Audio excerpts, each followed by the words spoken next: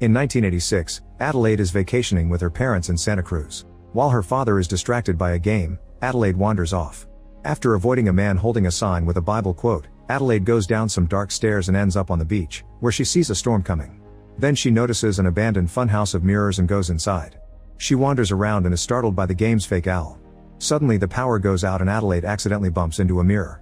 She starts whistling as she looks for the exit, and to her shock someone whistles back. At that moment Adelaide bumps into another mirror, but when she turns around her reflection doesn't. When the other girl finally turns, Adelaide can only stare in horrified shock. In 2019, a now adult Adelaide and her family arrive at their summer home to spend their vacation. During lunch, her husband Gabe tells their daughter Zora that she shouldn't give up running because she could make it to the Olympics one day. Their son Jason has been practicing a magic trick, but he's too shy to do it in front of everyone. Gabe announces they'll be going to the beach in Santa Cruz, and Adelaide doesn't look too happy about the idea. She remembers how her parents talked about her after the funhouse incident, saying she was only missing for 15 minutes but she still seemed to have PTSD. They wanted her to share her story but she refused to say a single word. A therapist advised them to make Adelaide express herself through art, like dancing or drawing. In the present, Adelaide and Gabe are arguing because she doesn't want to go to the beach. Gabe reminds her this is the first summer they've come since Grandma died, convincing her to do it for the kids. Then Adelaide goes looking for her son and finds a box with some childhood things. A picture makes her remember her days as a dancer, which makes her nervous to look in the mirror. The moment is interrupted by a screaming Jason, who hid in the closet and got stuck. After freeing him, Adelaide reminds him not to play there. Later in the car, Adelaide tries to relax and enjoy her time with her family, but seeing the beach makes her tense. It brings back another memory of her parents arguing over the incident when she could not even talk. She snaps out of it when she hears an ambulance and notices the paramedics taking a dead man away. Adelaide recognizes him as the guy with the Bible sign from the carnival. At the beach they hang out with the Tylers, although Adelaide doesn't like Kitty very much and puts up with her because their husbands are friends. Zora doesn't like Kitty's daughters either because they're mean. Kitty wants to chat, but Adelaide tells her that talking is hard for her. Being surrounded by so many loud people makes Adelaide nervous again, and she ends up zoning out until she almost gets hit by a frisbee. Meanwhile, Jason comes out of the bathroom and sees a man dressed in a long trench coat with blood dripping from his fingers. At that moment Adelaide notices her son is missing and panics, but Jason comes back and explains he just went to the bathroom. That night Adelaide is putting Jason to bed when she finds his latest drawing, which shows the bleeding man. Afterward Adelaide tells Gabe that she wants to leave because this place makes her feel as if she wasn't herself. She shares the story of the mirror incident, explaining that the girl she saw turned around to reveal the same face as hers. Adelaide ran back to her parents, but since then she's been worried that her doppelganger would come back for her. Lots of weird things have been happening since they arrived and Adelaide thinks they're signs. When Gabe tells her not to worry because he'll protect her, the power goes out. Then Jason comes to tell his parents there's a family in the driveway.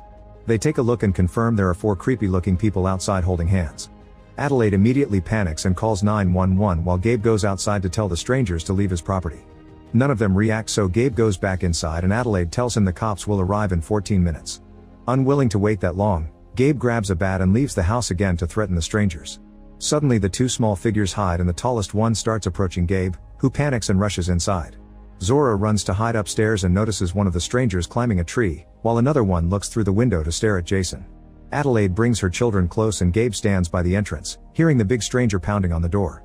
At that moment the pounding stops and the stranger begins whistling as he finds the spare key under a fake rock. When he tries to open the door, Gabe pushes back to keep him out, only for the stranger to reach inside and steal the bat.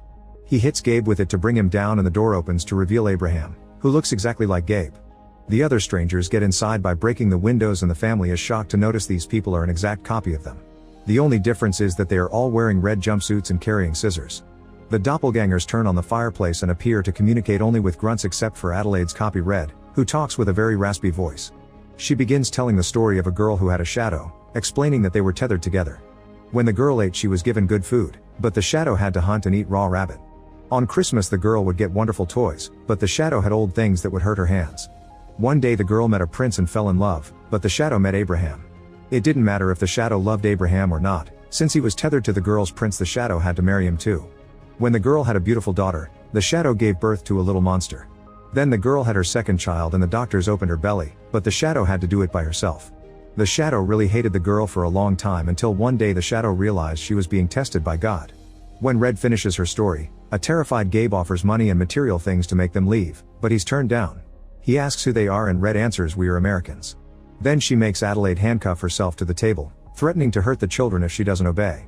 Once that's done, Abraham takes Gabe's glasses and begins dragging him out of the house, hitting him when he tries to defend himself. Once they're outside, Abraham punches Gabe to knock him out. Inside, Red tells Zora to run as her doppelganger Umbri starts chasing after her. The last copy, named Pluto, offers his hand to Jason, and together they go to the closet, where Pluto forces Jason to put on his toy mask as he mimics all his movements. When they both take their masks off, Pluto reveals a burnt face. The boys put the masks on again and Pluto shakes Jason's hand, asking for his magic trick. Jason distracts him with it before jumping out of the closet and closing it to leave Pluto locked inside. Down the road, Zora continues to run, but Umbri appears in front of her. Zora tries hiding behind a car and Umbri follows her steps on the opposite side until she suddenly disappears. A scared Zora checks under the car and finds nothing, so she looks up and finds Umbri on top of the vehicle. At that moment, the car's owner comes out to complain, so Zora takes the chance to run away while Umbri kills the guy with the scissors. Meanwhile, Gabe wakes up inside a bag and makes a hole in the plastic to discover Abraham has taken him away on a boat. The engine suddenly stops and Abraham starts hitting while yelling grunts at the people in the house. While he's distracted, Gabe breaks out of the bag and hits him with the bat, causing him to fall into the water. At that moment, the engine starts again and the boat moves, dropping Gabe in the water too. After going around for a few minutes, the engine stops once more and Gabe uses the chance to return to the boat. However, while he's still climbing, Abraham appears behind him and tries stabbing him with the scissors. After some struggle, Gabe decides to headbutt the engine to activate it, and the machine immediately kills Abraham. In the house, Adelaide asks what they want. Red says they want to take their time because they've been waiting for this day for very long. They call this event the untethering. Red pushes Adelaide's head against the table, cracking the glass, but she lets go when she hears Pluto crying out. Red goes to free her son and starts making her way back, only to stop when she finds the box with Adelaide's childhood things. She stares at the bunny before cutting off its head. In the living room, Adelaide tries to remove the handcuffs to no avail. Then she stretches her legs to grab a fire poker and uses it to break the table, finally freeing herself. Keeping the poker as a weapon, Adelaide searches the house and finds Jason. Pluto is coming after them, so Adelaide begins pushing furniture to block his way. Then she and Jason rush outside where they reunite with Zora. Together they run to the pier and get on the boat with Gabe, who drives his family away while the doppelgangers watch from afar. Meanwhile, Kitty thinks she heard something outside her house and sends her husband Josh to investigate. Josh says he sees someone only to reveal he's just kidding. When their twin daughters come out to ask what's happening, another set of doppelgangers appears. Their faces match Kitty's family, they wear red jumpsuits and can't talk. They also have scissors which they use to kill the whole family. At that moment, Adelaide's family knocks on the door. When fake Josh opens, Adelaide notices the jumpsuit and the blood, so she hits him on the head with the poker. Josh is unbothered and grabs her arm so the other doppelgangers can drag Adelaide inside. Then Josh comes after Gabe, who starts running while his kids go into the house. After Zora grabs a golf club, the siblings find the bodies on the floor.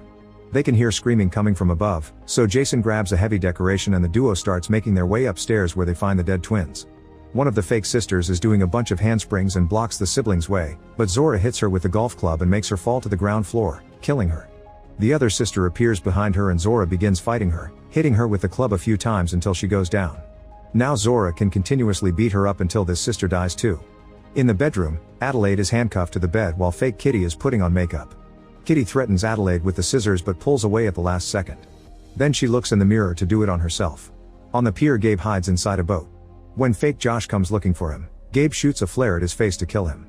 Kitty looks through the window when he hears the shot and moves her mouth as if screaming and then laughing, but no noise comes out.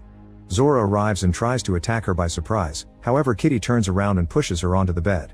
When Kitty is about to stab her with the scissors, Jason hits her from behind to bring her down.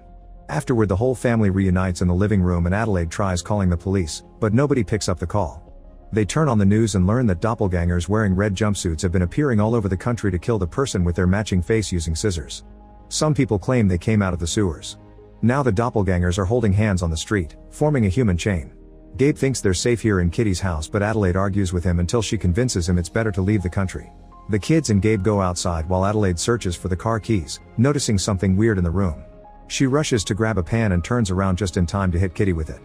Then the women start fighting and Adelaide finds some scissors on the floor, so she uses them to stab Kitty and kill her for good. At the same time, Jason comes inside looking for his mother and watches her kill Kitty.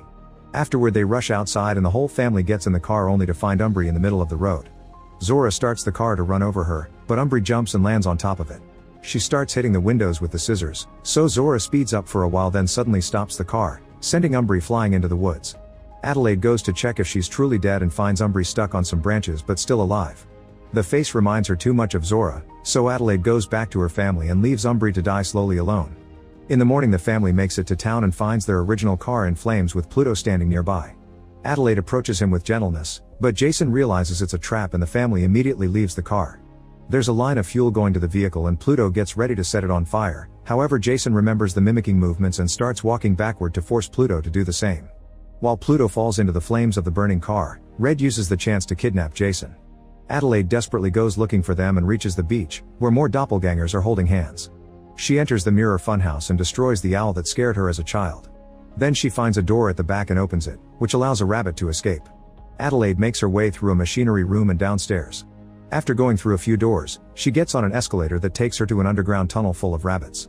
There are dozens of doors down here and Adelaide checks one by one until she finds Red drawing people holding hands on a board in a classroom full of cages. Red explains it was humans who built this place and they were able to create copies of bodies, but not of their souls. There's only one soul shared by two. These copies are the tethered and were used to control the ones above like puppets. Eventually the tethered were abandoned and they went mad down here trying to survive while only eating rabbits. However, Red was different, so when Adelaide came to the carnival, Red left the tunnel to comfort her. During the following years when Adelaide started practicing ballet, Red took inspiration from the dancing to find faith in her life. She started to make a plan so all the tethered people could finally have time on the surface too. Using ballet moves, Red moves around the room and stops the table that Adelaide pushes to then stab her hand with the scissors and slap her, causing her to drop the poker. Red kicks it away and tries to stab Adelaide's head, but she's putting up too much resistance, so Red throws her on the ground instead. Adelaide grabs the poker again and attacks Red, who easily blocks her and kicks her before leaving the classroom. A desperate Adelaide follows her to the tunnel and keeps on trying to hit her, but Red easily dodges all her attacks while occasionally slashing her with the scissors. Eventually Red stabs Adelaide in the stomach and disappears into another room. Adelaide enters the room as well and Red tries to surprise her from behind, but Adelaide turns around just in time and stabs her with the poker. She pushes really deep but Red is still alive and even whistling, so Adelaide puts her handcuffs around Red's neck to break it and finally kill her. Afterward Adelaide takes Red's keys and finds Jason in a locker. They leave the tunnel and reunite with their family to escape inside an ambulance. As Adelaide drives away, she starts remembering the incident in detail. It turns out that the fake Adelaide kid choked the real one to death, then took her into the tunnel to handcuff her to the bed. After taking the real girl's clothes, the doppelganger went outside and took over Adelaide's life. This is why she couldn't speak after the incident and had to learn again, and why Red was the only doppelganger who did talk. A wary Jason looks at his mother with doubt, but Adelaide just smiles. Meanwhile, all the doppelgangers around the country are holding hands in a huge line. Make sure to subscribe and turn on notifications so you can watch more videos like this. Thanks for watching.